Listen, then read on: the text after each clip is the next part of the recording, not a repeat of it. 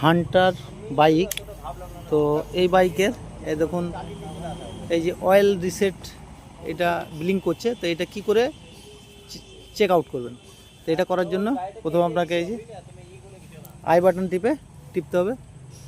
টিপ 1, টিপ এ, টিপ B. এরপর চাবিটাকে টিপ বিতে এনে চাবিটাকে অফ করে দিতে হবে। অফ করে দেওয়ার পর এই যে আই বাটনটা প্রেস করে ধরে থাকতে হবে 10 সেকেন্ড।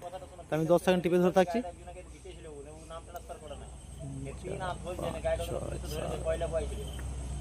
তখন হয়ে গেছে। আবার আমি চাবিটা অন করে নিলাম। চাবি অন করার পর এখন ধরে থাকবো আমি যতক্ষণ না রিসেট বাটন চলে যায়। তা আমি ধরে আছি এখন রিসেট বাটন।